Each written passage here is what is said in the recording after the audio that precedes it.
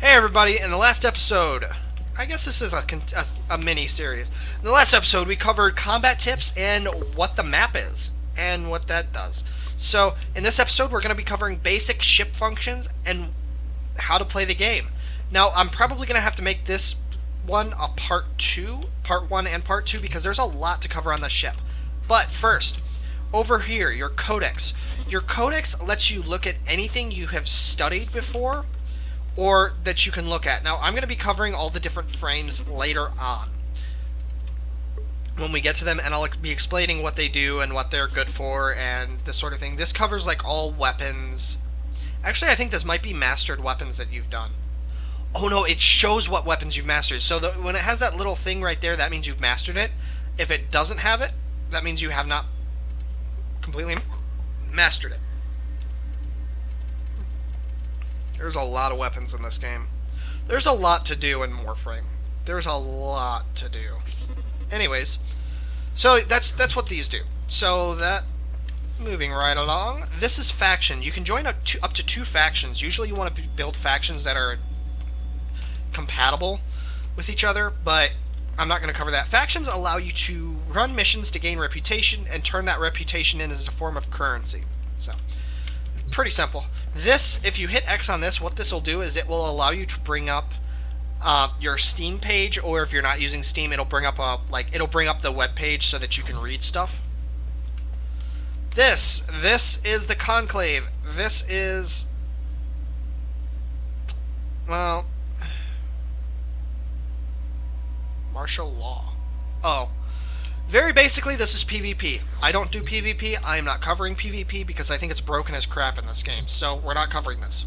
The market. The market is actually really important because it's one of 2 ways that you can get items. So Prime Access. First of all, Prime Access is when a new Prime frame is released. When those are released, they give you the option of paying cash for it. Not like cash currency, but actual cash.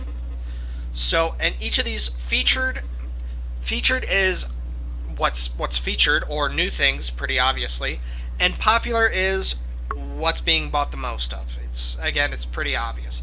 Also, when you do things limited time, or when you get online during events, they will sell things like the Dullahan mask. You get a pumpkin head for free. It's 1 credit. You also get the Halloween not texture pack, but coloration pack for 1 credit. So events are always good for if you need a coloration pack. Like, they actually give you a lot to work with.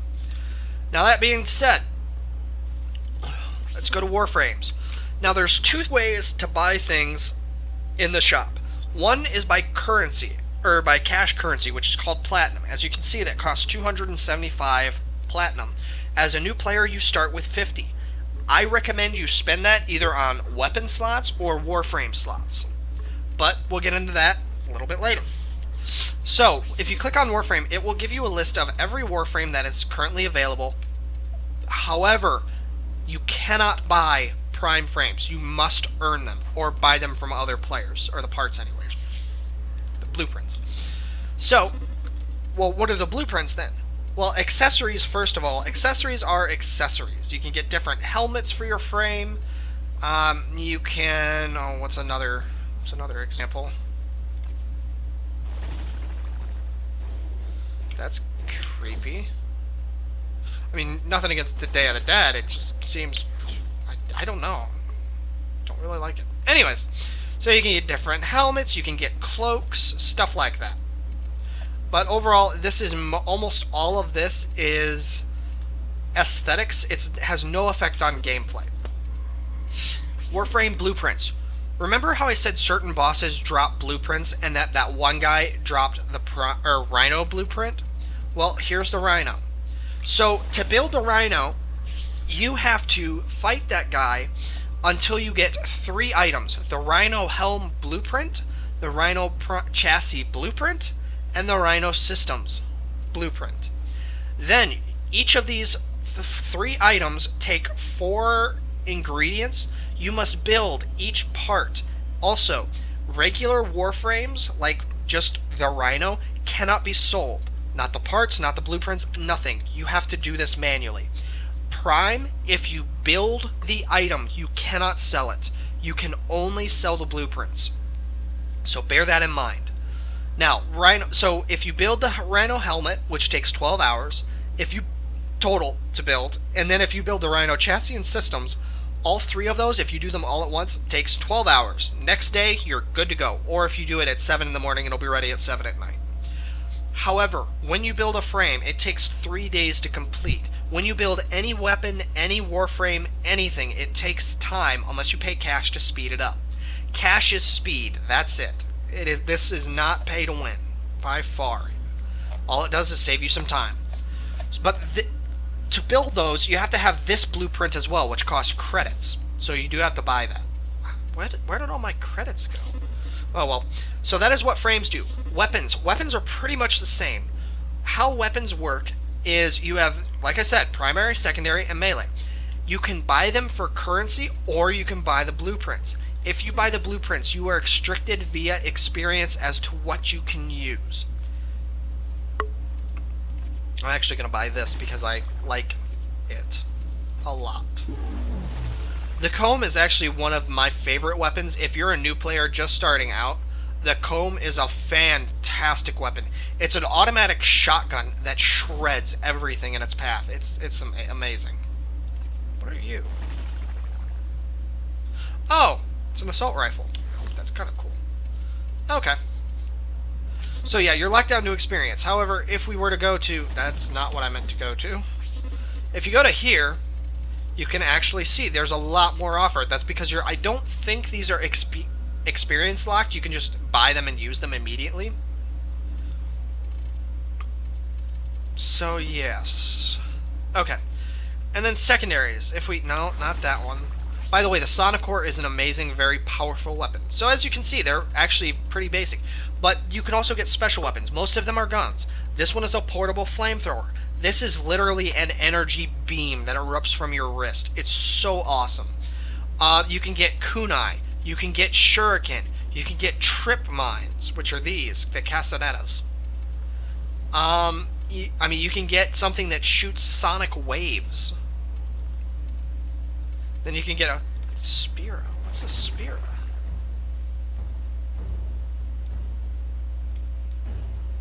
So it's kunai? Yeah, those are kunai. Oh, that's kind of cool. But yeah, so this has a lot of variety. And then, dang it, I keep clicking the wrong thing. Melee weapons. Melee weapon has a huge variety. There are so many different weapons you can do. There are polearm. However, weapons are put into classes for the most part. And what I mean by that is the Skana, when you attack with it, looks exactly the same as the heat sword.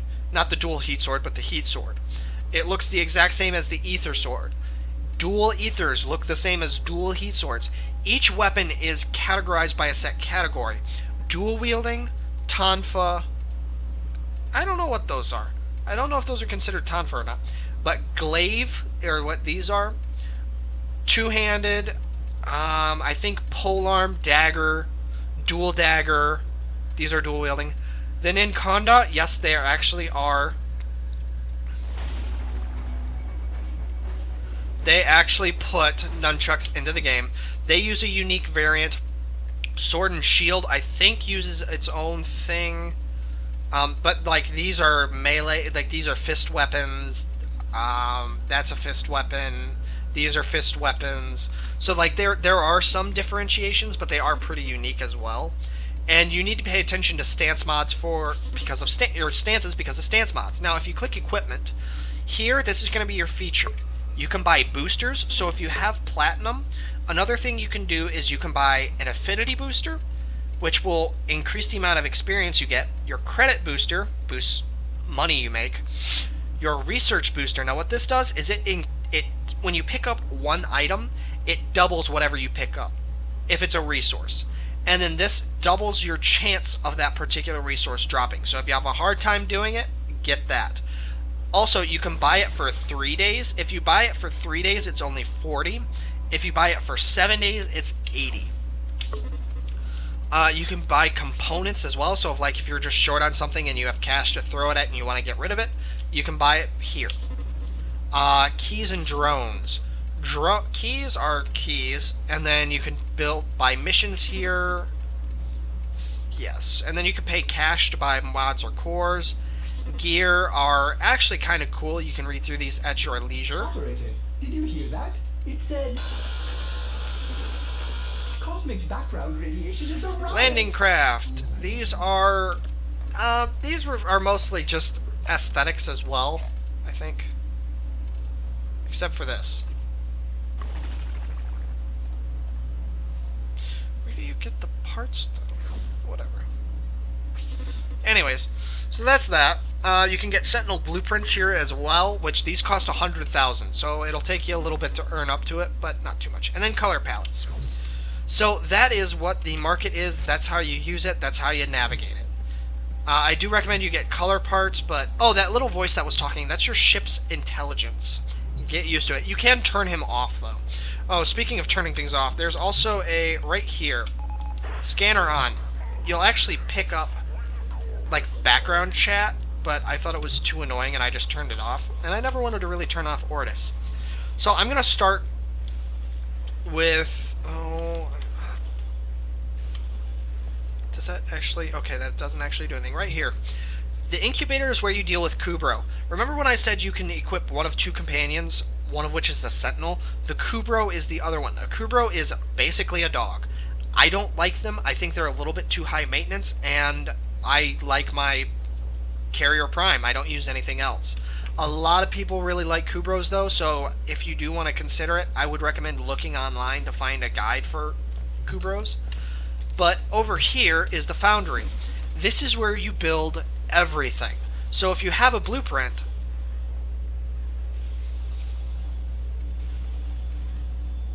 why do I only have one?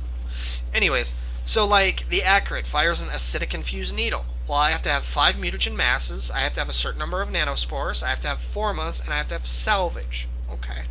So this is where you build things. And like as an example, I'm building a detonite injector. This took 12 hours to complete. So when this is done, I'm going to build another one.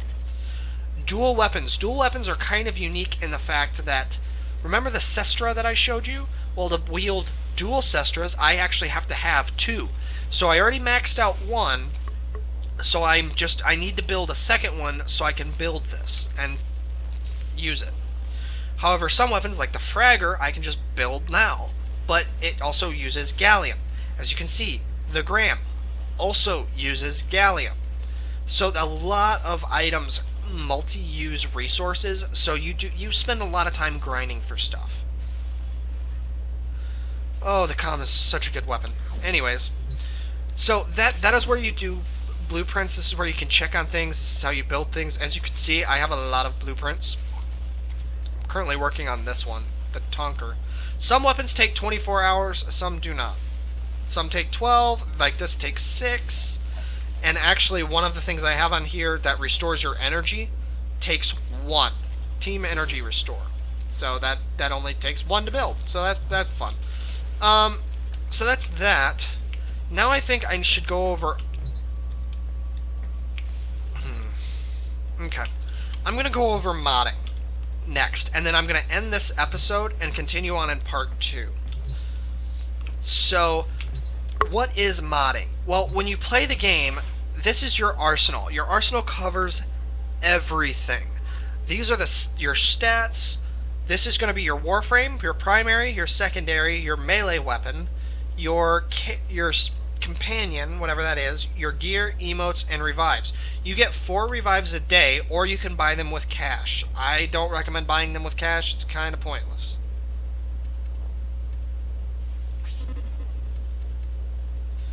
So yeah, you have a bunch of different things you can do, but...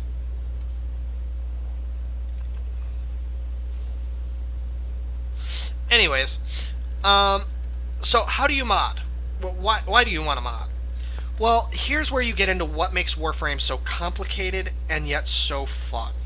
I'm going to do weapon modding first, and then Warframe modding, because weapon modding does different things. First of all, melee weapon modding. Now, this is your modding screen. Top left is capacity. Well, what is capacity? capacity, to put it simply, is how many points you can put into the weapon. Do you see this little number at the top? I can't put my mouse on it. At the top right, that means that to make my weapon do 90% more cold damage, it would take 11 spots. Well, it won't fit.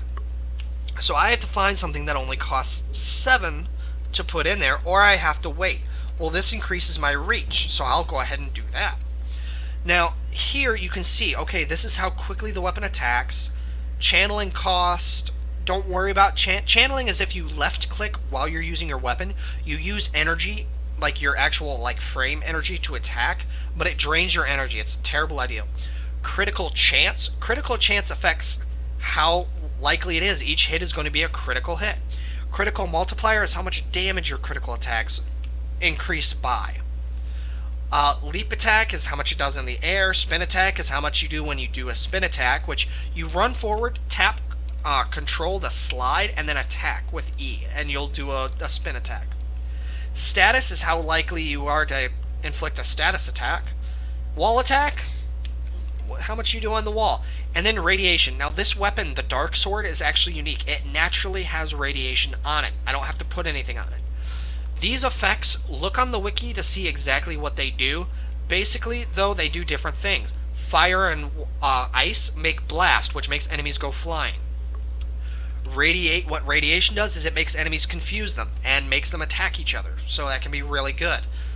Magnetism reduces enemy shields by 75%, that sort of thing. So, ultimately, when you pick a weapon... Oh, and then you have your stance. Stances are right here.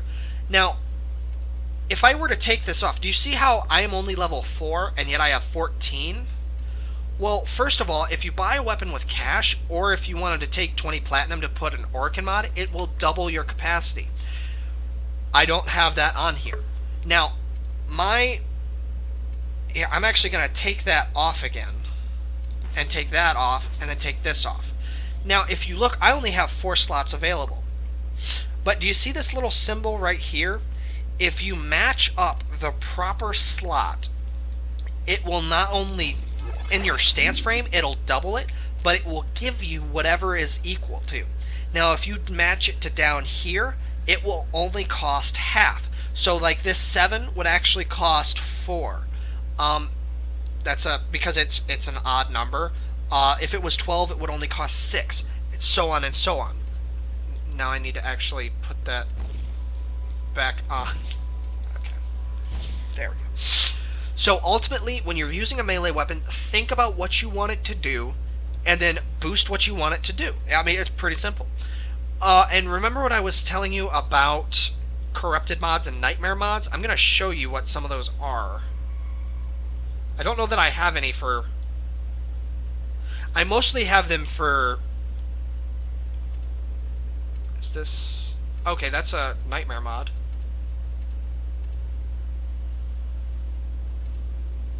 Yeah, I think this is a corrupted mod. True Punishment. So it gives me 10% critical chance, but minus 15% channeling efficiency. So a corrupted mod usually gives a plus and a minus. Whereas a nightmare mod will give you 2 positives. 15% extra toxin damage, 15% status chance. So those are what I meant. Like, using Corrupted and Nightmare, you can create frames and weapons that are really powerful and can do a lot of damage. So when you look at this, think about what you want your weapon to do and do it. And different weapons are resistant to different things. Different enemies are resistant to different weapons. Like cutting, some are resistant to stabbing, some are resistant to energy. So just look on the wiki for the more specifics. Again, this is just the basics. But that is basically how you equip. Now, when you do weapons... Oh, this isn't modded at all. Well, I usually don't use the Cestor. I'm getting ready to use it. But so, like, as you can see, well, level 30 is your max level, first of all. So you can do a bunch of different things. However, with guns, there's a new type of weapon. First of all, you can do puncture damage. Puncture damage increases the chances that your shot will penetrate through. However... and then multi-shot. What multi-shot does is you have a 60% or a however much percent chance that each time you fire, you have a chance that you'll fire an extra round or 2 or 3 for free. When I put multi-shot on one of my bows, I didn't just shoot one arrow. Sometimes I would shoot 3. So it's a lot of fun. It's really interesting what all you can do to the game. Yeah. Yeah, it's really interesting. So you can do puncture damage. Sometimes you can actually, there are mods that will directly affect penetration. I'm trying to find one. I don't think I have one for the pistol. So primary, it's pretty much the same thing, just, oh, metal auger, here we go, yeah, 2.1 punch through. So think about what you want your weapon to do, and then do it. Also, some type of mods are restrictive to certain types of weapons, like some mods can only be used by shotguns, so on and so forth. Now, Warframes. Warframes, this is your aura slot. What auras? Aura slots are useful for certain things, for lack of a better phrase. They do a couple of different things, depending on what they are. Usually you pick whatever matches up to your particular slot. You can change what slot these are with Forma mods. If you max them out, you can actually choose to change that symbol for whatever it is to anything you want, or you can do that to an empty one. So when people speak of formaing or potatoing, that's what they mean. They mean putting a forma and formatting the frame to suit, or weapon to suit their needs. Now that being said, for new players, one of the most important things for you to worry about is armor, health, and shield. Your armor, well, your health is your health points. Your armor is how much damage you take to your health points when your shield is gone, and your shield will try to stop everything from hurting you until it's gone. So if your shield ever goes out, try to hide until your shield can get back. All this talking is thirsty business. Anyways, so when it comes to frames, though, you also want to worry about duration, efficiency, range, and strength. Now, depending on what frame you're using, you want it to do different things. There's a frame called Frost that creates a shield of ice. Well, okay, and then it dies after a certain amount of time. However, it is not affected by duration, like you would think. It's actually affected by power strength. Well, how can that be? To put it simply, power duration is how long a power normally lasts. Power efficiency is how much energy it takes to use those skills. Range is how far it works. Strength refers to how strong it is.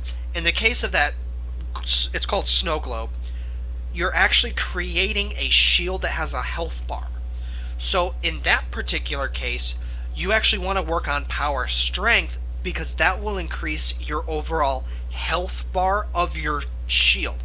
However, another frame, Vault, creates an energy shield in front of him that stops all damage, and you can shoot through it to increase your own damage. However, it has a cooldown. That would be affected by duration and have no bearing at all on power strength. Well, power strength probably boosts the effect of you shooting through it, but in terms of length, power duration affects that. So again, modding can be very tricky. Don't worry about it for the most part for right now. Ultimately, experiment. If you're not sure about something, ask in region chat. That's always good too. I will actually be sharing my username info at the end of the video, at the end of part 3. So if you do have questions, log in, hit me up. I mean, I'd be more than happy to answer any questions anybody has. But anyways, that's the basics of modding. This is an extra slot called an Exilis slot. It's basically an extra add-on that is nothing really useful. Like, let me give you an example. No, it's not an augment, it's a Xylus mod. So like Heavy Impact, it creates shock frames when you fall but doesn't do any damage. Increases your hacking, gives you a 10% chance to unlock locked containers. Lets you slide more. So they're not really that useful. I think the most useful one is the one that I have, which is Thief's Wit. But so that is the basics of that, of modding. And then how do you increase mods? Well, you go to here. Now this is going to show every mod that you possibly can have. So you can do one of 3 things with mods. You can fuse them. Fusion will allow you to increase the strength of any set mod. Transmute lets you take 4 mods for a chance of getting a rarer mod. This is really janky and really low odds. Don't do it. just it's not worth it unless you have a lot of credits to just throw away, because it takes a lot of money to do this. Or you can sell your extra mods for credits. So like here, for instance, Pressure Point. I have 102 of them. Well, let's pick all of them and sell them. Hey, I instantly have an extra 20,000 credits. So you can sell credits. Now, Fusion. How does Fusion work? Well, first of all, you can search for a particular mod here, and then each mod is actually broken into different things. I'm not going to go over what all of these different things are, but there you go. Now you can also sort according to recent rarity, rating, price, name, type, rank, and duplicates. It's pretty obvious what those are. Rarity, rarest ones first. Rating, highest rating, or highest level. Price, how much they are. Recent, which ones you got first. Duplicates, the more you have, the more goes to the left, so on and so forth. Now, that being said, let's pick something that is not leveled at all.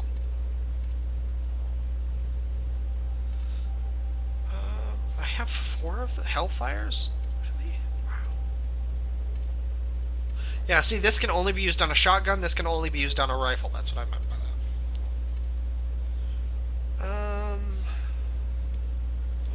Da da da da da da da da da da.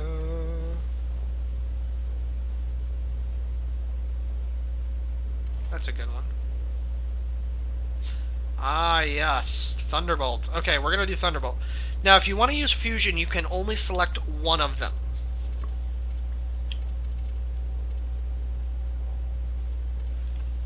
Actually, I'm going to do this, because that's a really good mod. Okay, Fusion. Now, you can use your regular items to fuse. However, the more mods you use, the more expensive it is. But I maxed it, but it's going to cost me 25,000. And it took all 85 of those.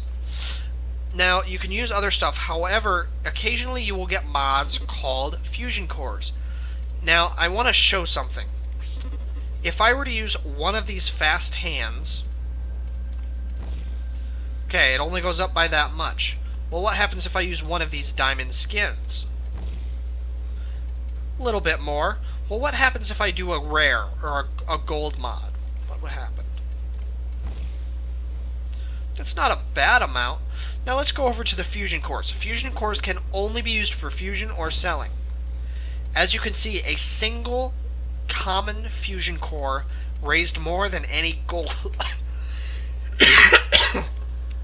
Now let's check the silver. Silver automatically jumped at a full level. Gold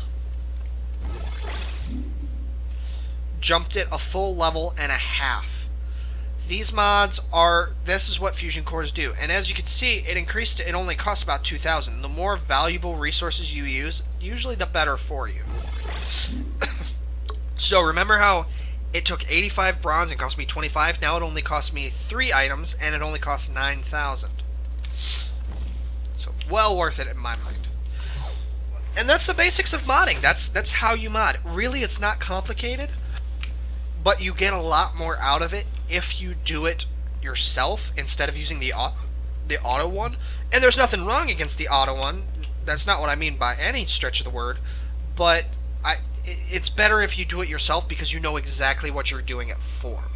So that's the basics of your ship functions. That's how the ship works. That's what each slot does. Yeah, so in the next episode, I will be covering what frames do what they're good for, and a little bit more complicated stuff for Warframe. So I'll see you guys next time. Thanks for watching.